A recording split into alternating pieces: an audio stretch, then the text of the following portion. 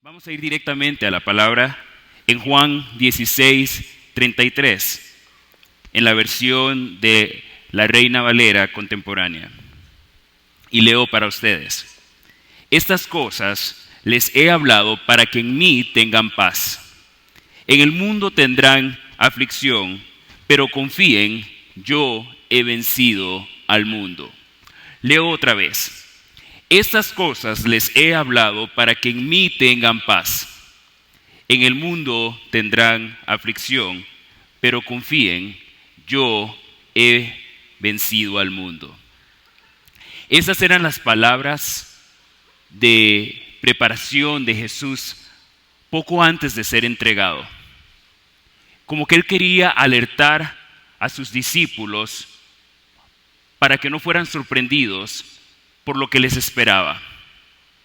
Probablemente él sentía el dolor que ellos experimentaban al saber que su partida estaba cerca y trataba tal vez de prepararlos de alguna manera para que estuviesen listos y que pudieran de alguna forma tomar ánimo, cobrar coraje para poder enfrentar lo que estaba pronto a suceder. Él estaba a punto de entregar su vida en una cruz por ellos y por cada uno de nosotros. Y en medio de ese mensaje, Él no les quita el dolor, sino que les dice que no teman, que se animen, porque Él ha vencido. ¿No es esa acaso una buena noticia? La esencia del Evangelio, de las buenas noticias nuestras de parte de nuestro Dios y Señor, es que Él ha vencido. La semana pasada don Ale nos enseñaba acerca de esas buenas noticias y cómo esas buenas noticias traen luz, traen paz y libertad al mundo. Y esa verdad es inamovible, no cambia. También vemos que en este versículo el sacrificio de Cristo es casi que un mal necesario. Es un dolor programado, anticipado para nuestra salvación. De nuevo, Él no nos quita la aflicción, pero nos da ánimo y victoria. Declara la victoria para poderla atravesarla, enfrentarla y superarla. Es la victoria sobre nuestro pecado, sobre nuestra esclavitud. Si nosotros nos devolvemos de este casi final de su ministerio público al principio, tendríamos que ir a hacer un viaje del valle al monte, al monte donde Él hace su primer sermón, o por lo menos el sermón más largo.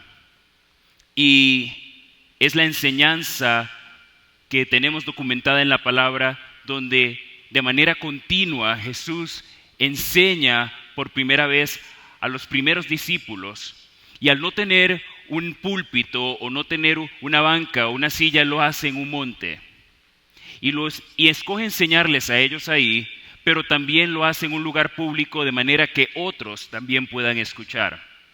Y es la primera enseñanza de que su enseñanza, su verdad, estas buenas noticias necesitan ser predicadas no solamente en los lugares históricamente sagrados, no solamente en los templos, sino también en todo lugar.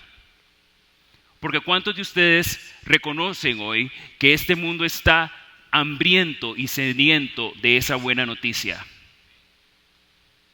Y cada uno de nosotros, si conocemos a Jesús, somos portadores potenciales de esa buena noticia en todo lugar.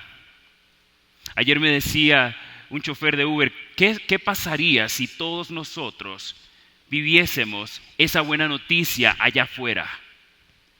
¿Cómo sería este mundo si todos los que decimos conocerlo viviésemos congruentes o conforme a eso que decimos conocer? Por supuesto que esto no es algo que le agrada al enemigo, porque claramente él es un ladrón, es un asesino y es un mentiroso. Y él quiere hacernos creer que las malas noticias que oímos a diario son más grandes y contundentes que esta buena noticia. Pero vamos a ver qué nos dice la palabra al respecto. En Mateo 5, del versículo 3 al 12, en la versión del lenguaje actual, vamos a leer las bienaventuranzas, que quizás muchos hemos escuchado anteriormente. Y leo para ustedes a partir del versículo 3. Dios bendice a los que confían totalmente en Él, lo que usualmente llamamos a los pobres en espíritu, pues ellos forman parte de su reino. Dios bendice a los que sufren, a los que lloran, como usualmente decimos, pues Él los consolará. Dios bendice a los humildes, pues ellos recibirán la tierra prometida. Dios bendice a los que desean justicia, es decir, a los que tienen hambre de ella, pues Él cumplirá su deseo.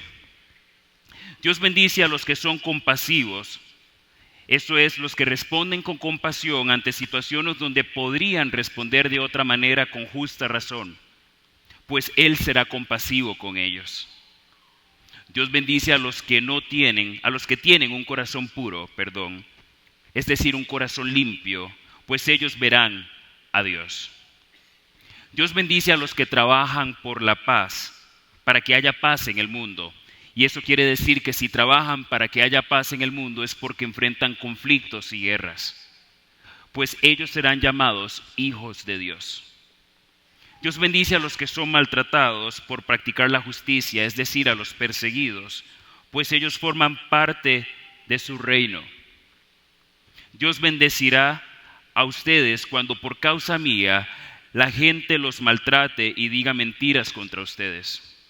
Alégrense, pónganse contentos, porque van a recibir un gran premio en el cielo. Así maltrataron también a los profetas que vinieron antes que ustedes. Este inicio de esta carrera de enseñanzas, de estos 3 años de ministerio de Jesús, de ministerio y de vida pública, empiezan con estas 8 bienaventuranzas que bien podrían ser llamadas 8 paradojas. ¿Y por qué 8 paradojas? Aquí Jesús está enseñando a vivir, como lo hacemos nosotros también en nuestra comunidad. Pero lo hace por medio de esta herramienta, de esta figura paradójica o literaria, que quiere decir, una paradoja es un dicho o un hecho que parece contrario a la lógica. Es como la figura de pensamiento que consiste en emplear expresiones que aparentemente envuelven una contradicción. En otras palabras, son 2 verdades que parecen contradecirse entre sí, pero sin embargo son ciertas a pesar de ese contraste. Jesús nos llama dichosos, es otra forma de decir bienaventurados. Nos dice felices, nos dice también benditos. Todos esos son los significados de la palabra bienaventurados. Y Él utiliza todos estos calificativos para describir a las personas que lloran, sufren, son perseguidas, son maltratadas, les falta justicia, luchan por la paz, son compasivos y humildes. Extraño, ¿no? Porque normalmente nosotros no llamaríamos a alguien que atraviesa todas esas situaciones una persona dichosa. Sin embargo, en la lógica de Dios, que es contraria a la lógica humana, Él los llama de manera diferente. Algo pareciera como que no calza, por lo menos a nuestra óptica humana.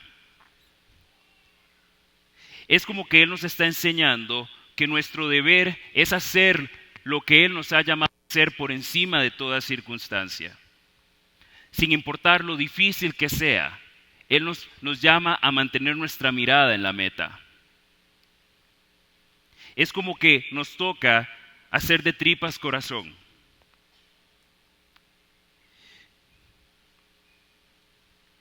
Nos hace ver que en el reino de Dios, los que experimentan pruebas o necesidad también pueden ser dichosos, y no solo los que les va bien en todo. El pobre de espíritu es la persona que se ha vaciado de sí misma para llenarse de Dios. Es como que esta persona ha perdido para ganar. Algo así como Job, que dijo que pudo bendecir el nombre de Dios a pesar de que Dios había dado y Dios había quitado. Eso es alguien pobre de espíritu.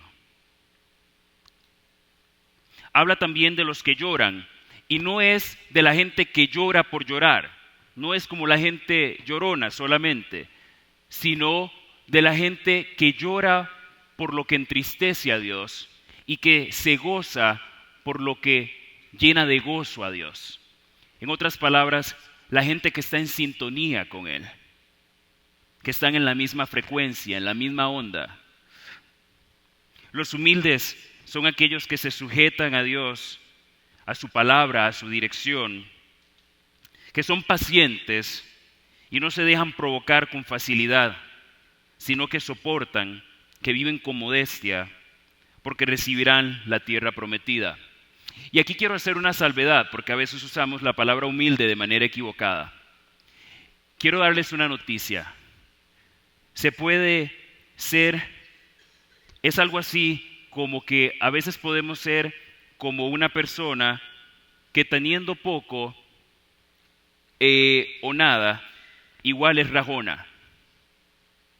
Se puede ser una persona que raja sin tener nada, perfectamente puede ser como un polo con plata o un miembro de la familia Popov.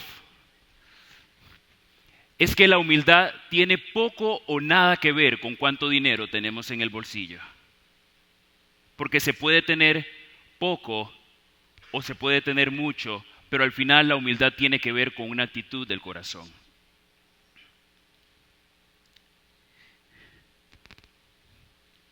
Los hambrientos de justicia viven en opresión y en abuso, a veces material, a veces espiritual, por personas que tienen el poder.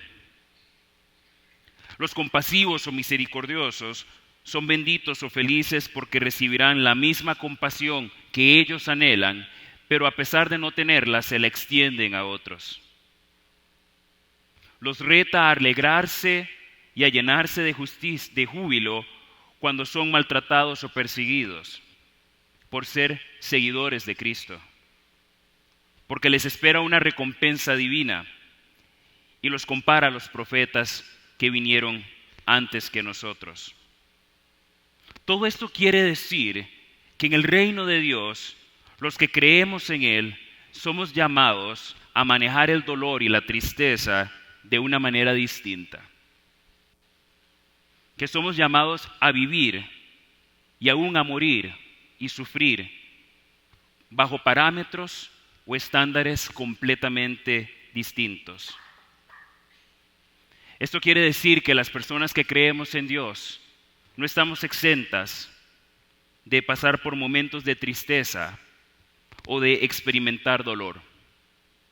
Y no es que el dolor o la tristeza deban ser un estilo de vida permanente, sino que son un ingrediente más de nuestra realidad. Aún los profetas, los hombres y mujeres de Dios, podían y aún pueden padecer de esta manera. Esta no es una mala noticia, solamente es un chequeo de realidad. Vivimos en un momento de la historia humana donde no solo el estrés, sino también la depresión están a la orden del día. ¿Cuántos conocen aquí a alguien que lucha o que se encuentra en un estado de depresión? No es sorpresivo. Aún los niños y adolescentes hoy en día están manifestando síntomas y malestares en esta misma línea. Según la Organización Mundial de la Salud, la depresión se define de la siguiente manera. La depresión es un trastorno mental frecuente que se caracteriza por la presencia de tristeza, pérdida de interés o placer, sentimientos de culpa o falta de autoestima, trastornos del sueño o del apetito, sensación de cansancio y falta de concentración. La depresión puede llegar a hacerse crónica o recurrente y dificultar sensiblemente el desempeño en el trabajo o en la escuela y la capacidad para afrontar la vida diaria. En su forma más grave, puede conducir al suicidio. Si es leve, se puede tratar sin necesidad de medicamentos, pero cuando tiene carácter moderado o grave, puede necesitar medicamentos y psicoterapia profesional. La depresión es un trastorno que se puede diagnosticar de forma fiable y que puede ser tratado por no especialistas en el ámbito de la atención primaria. En palabras más breves y sencillas, también se dice que la depresión es como un enojo o una tristeza vuelta hacia adentro.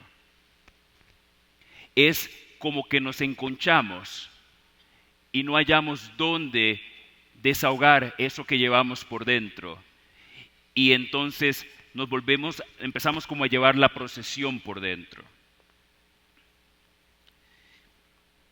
Y la palabra nos dice algo que reafirma cómo muchos de estos síntomas pueden empezar a tener una trascendencia aún a nivel físico para nosotros. El Salmo 32, del 3 al 5, en la versión de Reina Valera de 1960, dice lo siguiente: mientras callé, se envejecieron mis huesos en mi gemir todo el día. Porque de día y de noche se agravó sobre mí tu mano, se volvió mi verdor en sequedades de verano. Mi pecado te declaré y no encubrí mi iniquidad. Dije, confesaré mis transgresiones a Jehová, y tú perdonaste la maldad de mi pecado. Es decir, cuando yo me lleno de enojo, cuando yo me lleno de ansiedad, cuando yo me lleno de angustia, eso puede empezar aún a afectarme físicamente. Hoy sabemos claramente que nosotros nos enfermamos más por cómo nos sentimos que por razones físicas. Ya hay enfermedades claramente identificadas y asociadas con el mal manejo del enojo y el estrés.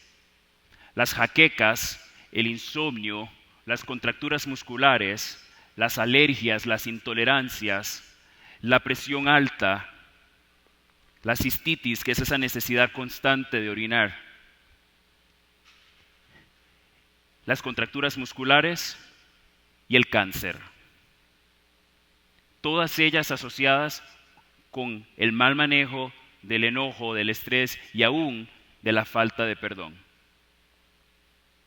Entonces como que empezamos a poner en perspectiva este mal que pareciera casi volverse viral en medio de nosotros, porque tiene una raíz también emocional y espiritual. Y también entendemos claramente que no estamos hechos para vivir con enojo, que no estamos hechos para vivir con tristeza porque nos enferma. Y para eso Jesús vino, para llevar todo ese enojo, toda esa tristeza, toda esa angustia, esa ansiedad que nosotros no podíamos llevar. ¿No es esa una buena noticia? Podemos sentirnos deprimidos al enfrentar una pérdida significativa, como por ejemplo un trabajo o una oportunidad importante, una relación o un ser querido. Le pasó a David, el hombre conforme al corazón de Dios, que se deprimió cuando perdió a uno de sus hijos. Esa es una depresión producto de una circunstancia, pero también se puede experimentar por un desbalance químico, que es lo que sucede cuando nuestro cuerpo no produce serotonina, que es una sustancia química o neurotransmisor que es responsable de mantener en equilibrio nuestro estado de ánimo. Eso quiere decir que una persona creyente, que una persona conocedora de Dios, puede experimentar ambas versiones de este mal, de esta depresión, aún siendo una persona de fe. Entonces, podríamos preguntarnos, ¿Cómo se come esto entonces?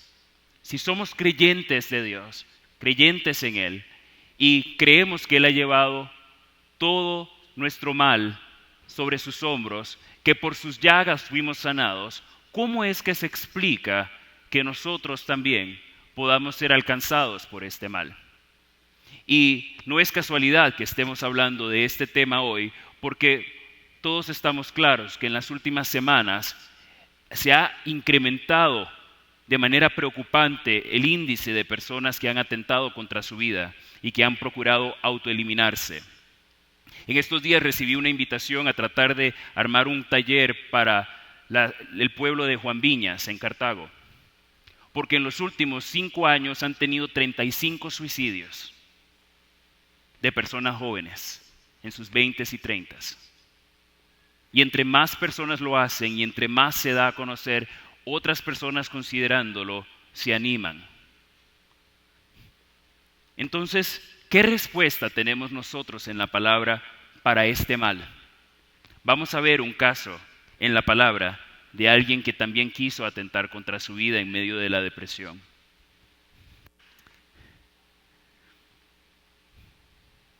Y vamos a Primera de Reyes, capítulo 19. Y leo para ustedes en la versión de la Biblia de las Américas. Y dice: y Acab le contó a Jezabel todo lo que Elías había hecho y cómo había matado a espada a todos los profetas. Entonces Jezabel envió un mensaje a Elías diciendo: así me hagan los dioses y aún me añadan, si mañana a estas horas yo no he puesto tu vida como la vida de uno de ellos. El profeta Elías recibe una amenaza de muerte de esta reina malévola llamada Jezabel. Y es que Jezabel hasta el día de hoy es un ícono o simboliza a todo espíritu insujeto a Dios y a sus autoridades, que los desafía, que se burla, que manipula, que seduce y que tiene una sed insaciable de poder y de atención.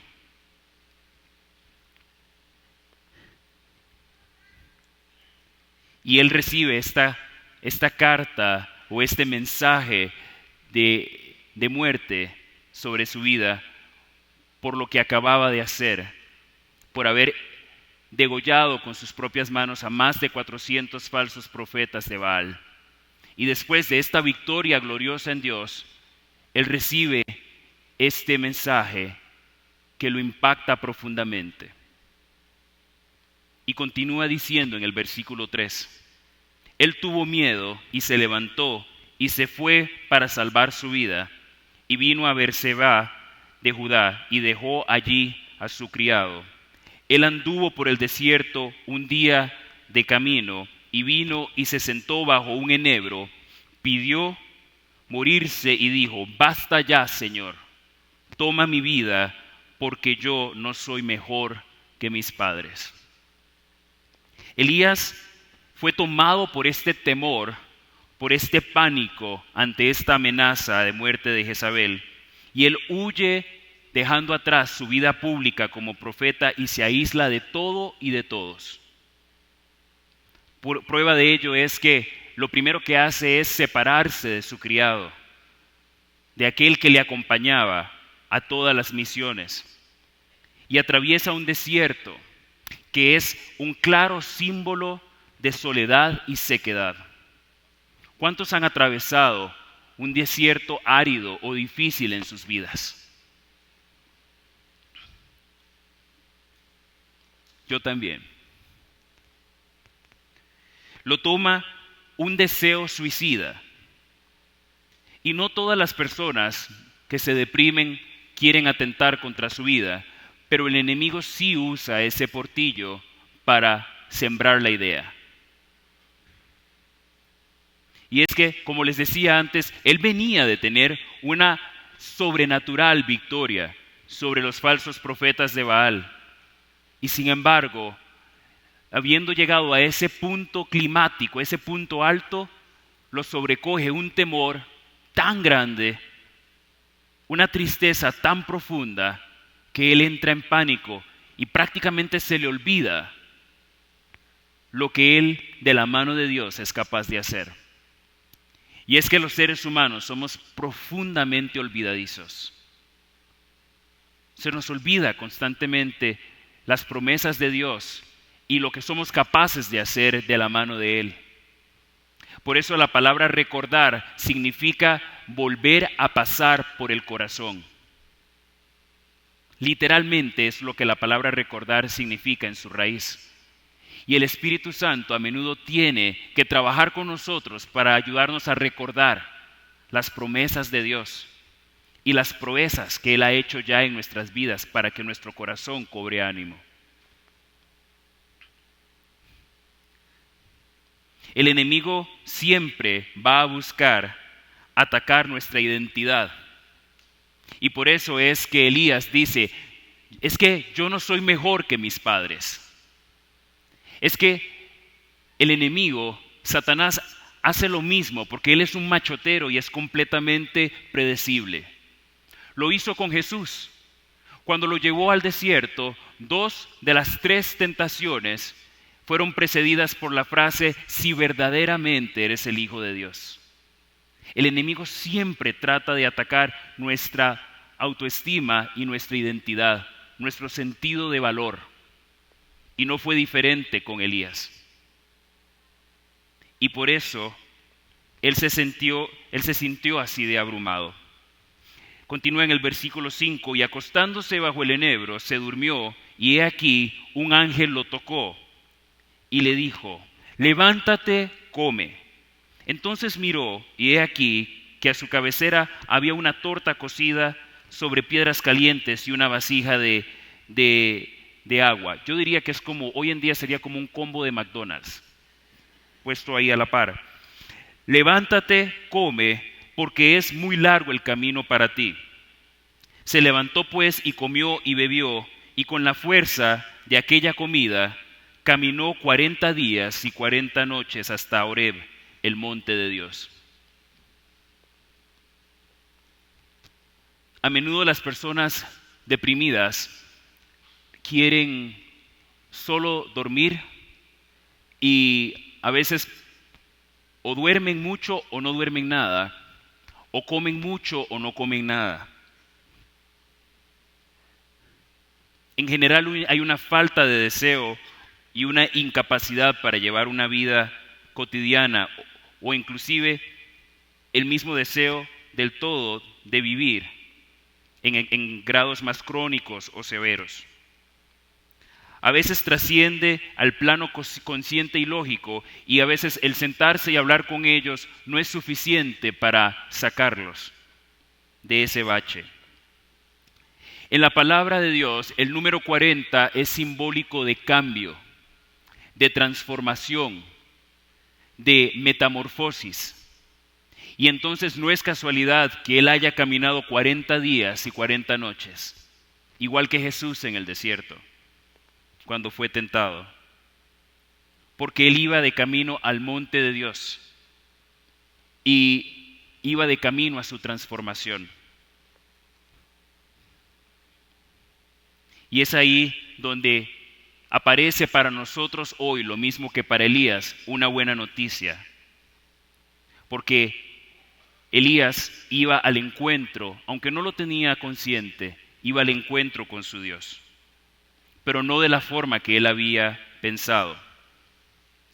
En el versículo 9 continúa diciendo, allí entró en una cueva y pasó en ella la noche, y he aquí, vino a él palabra del Señor, y él le dijo, ¿qué haces aquí, Elías? Y él respondió, he tenido mucho celo por el Señor, Dios de los ejércitos, porque los hijos de Israel han abandonado tu pacto, han derribado tus altares y han matado a espada tus profetas. He quedado yo solo y buscan mi vida para quitármela. La cueva era simbólica también, o era una imagen muy ilustrativa de lo que es una depresión, porque es como encuevarnos, es como aislarnos. Y la otra cosa que es importante recordar es que en aquella época también solían usar las cuevas como espacios para sepultar a los grandes hombres y mujeres de Dios. Entonces era como que de alguna manera Elías estaba corriendo hacia su propia sepultura, como que él estaba tratando de saltar en su ataúd antes de tiempo.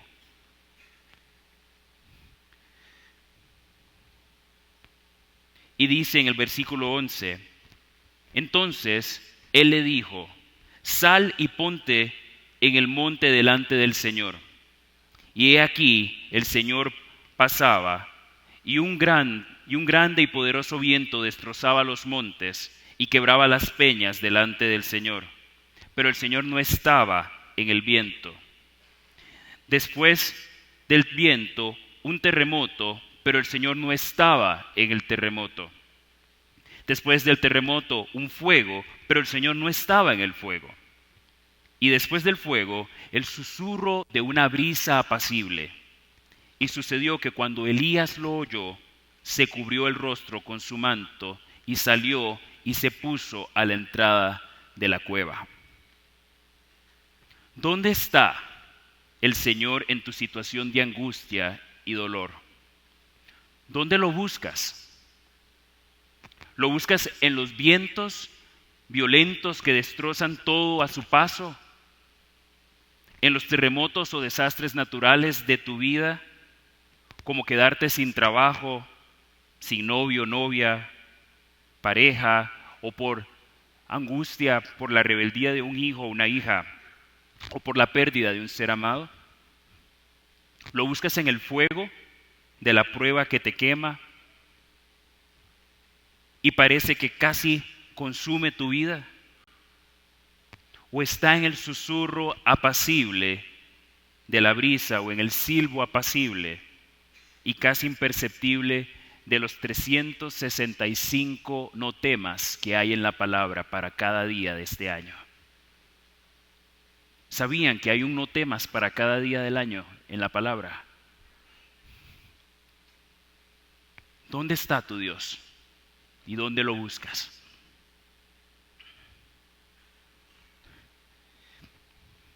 Y he aquí, una voz vino a él y le dijo, ¿qué haces aquí, Elías?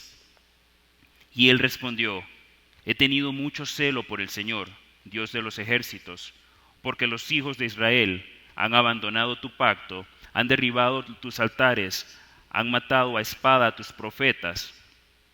He quedado yo solo y buscan mi vida para quitármela. Y el Señor le dijo, ve, regresa por tu camino al desierto de Damasco, y cuando hayas llegado, ungirás a Hazael para ser rey sobre Aram, y a Jehú, hijo de Nimsi, ungirás para ser rey sobre Israel, y a Eliseo, hijo de Safat de Abel-Meholá, ungirás por profeta en tu lugar. Y sucederá que el que escape de la espada de Hazael, Jehú lo matará, y al que escape de la espada de Jehú, Eliseo lo matará. Pero dejaré 7,000 en Israel, todas las rodillas que no se han doblado ante Baal, y toda boca que no lo ha besado. Dios nos pregunta, igual que a Elías, ¿qué haces aquí? ¿Qué te trajo hasta aquí? Elías se sentía pobre de espíritu, desconsolado, sin nada que aferrarse, con hambre y sed de justicia, con un corazón limpio pero perseguido a causa de su fe en el único y sabio Dios. Dios no lo abandona como nunca nos abandona a nosotros, sino que le indica el camino por el cual ha sido llamado, no porque hubiesen tareas pendientes para realizar solamente, sino porque Dios le interesa a Elías como a su hijo, además de darle la satisfacción de tener la tarea cumplida, de la misión o la labor cumplida.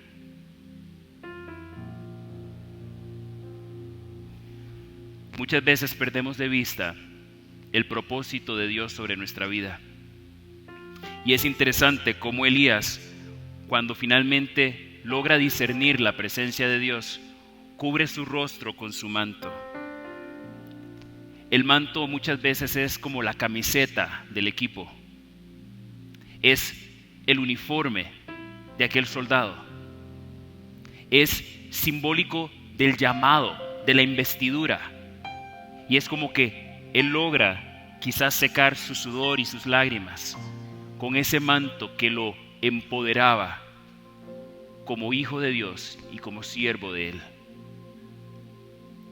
Muchas veces necesitamos correr al monte de Dios para que Él nos resetee, para que Él nos haga abrir nuestras mentes y darnos cuenta que Él es más grande que cualquier dolor, que cualquier amenaza, que cualquier pronóstico de enfermedad, que cualquier palabra de desprecio, que cualquier burla, que cualquier maltrato, que cualquier persecución. Que necesitamos que Él resetee nuestras mentes y nuestros lentes, que los calibre para poder ver la realidad de cuán minúscula es toda esa prueba y toda esa amenaza a la par del gran Dios en el que hemos creído. ¿Cuántos de nosotros necesitamos hoy que Él resetee nuestras mentes para poder poner en perspectiva nuestras luchas y nuestra tristeza? ¿Cuántos entienden hoy que tenemos aquí la cura para la depresión? Que tenemos la cura para toda tristeza, para toda mentira, para toda prueba, para todo engaño del enemigo. Cerremos nuestros ojos. Santiago 1, del 2 al 4 dice: hermanos míos, tened por sumo gozo cuando os halléis en diversas pruebas, sabiendo que la prueba de vuestra fe produce paciencia. Mas tenga la paciencia su obra completa, para que seáis perfectos y cabales, sin que os falte cosa alguna. Si estás atravesando una prueba hoy, o hay en ti un dolor que te ha hecho preguntarte: Señor, Señor, ¿por qué me has abandonado? Puedes pasar hoy acá al frente para que oremos por ti. Si te preguntas: ¿para qué estás aquí? ¿Para qué sigues con vida? ¿Cuál es tu propósito o tu razón de ser? Y no logras encontrarlo, puedes pasar aquí para que oremos por ti. Si no encuentras en ti ninguna razón para considerarte dichoso o dichosa, feliz, bendito o bendita, puedes pasar. Si estás pasando por el fuego, el terremoto o los vientos fuertes y aún no logras escuchar a Dios en su silbo apacible, puedes pasar. Hay espacio en el altar de Dios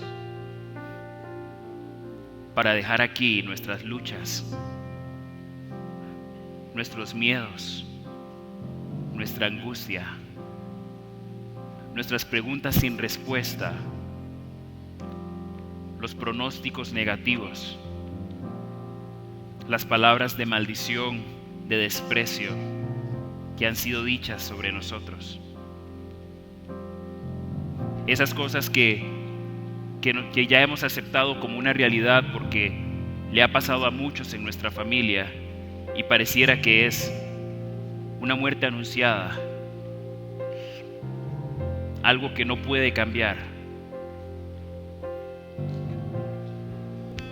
Señor, creemos que tu cielo está aquí. Creemos que tú estás aquí. Y Señor, venimos delante de ti en fe, diciéndote, Señor, que este dolor, que estas culpas, que este enojo, que esta vergüenza, que esta debilidad, que esta enfermedad, que estas preguntas, que esta confusión, que esta oscuridad, quizás nos han abrumado.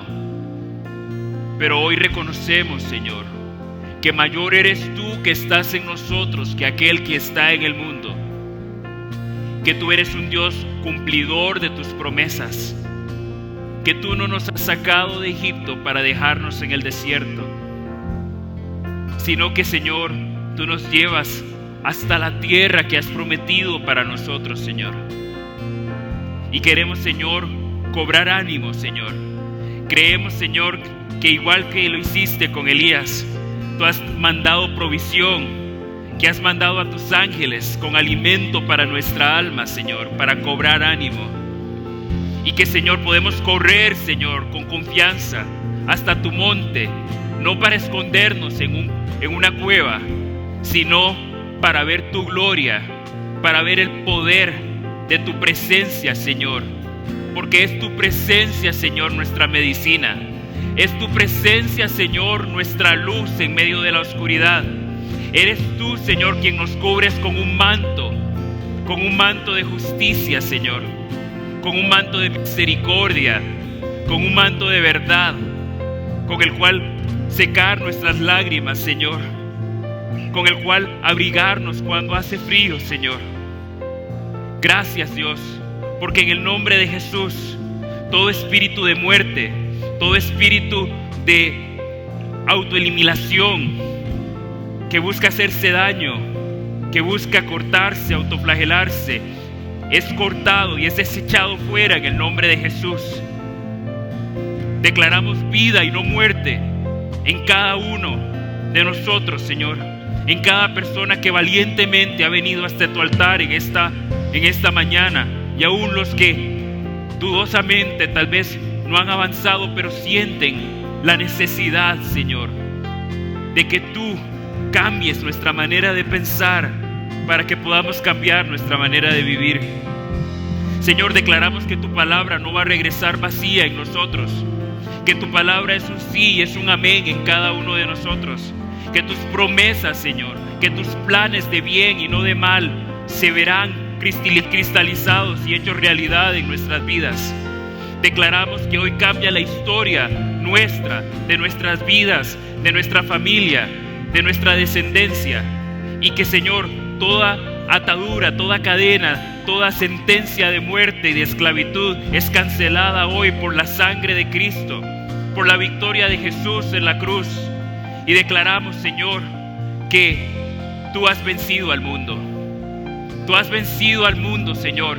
Y por eso, Señor, te aplaudimos. Por eso, Señor, te cantamos. Por eso te decimos, Señor, que damos honor y damos gloria a ti, Señor.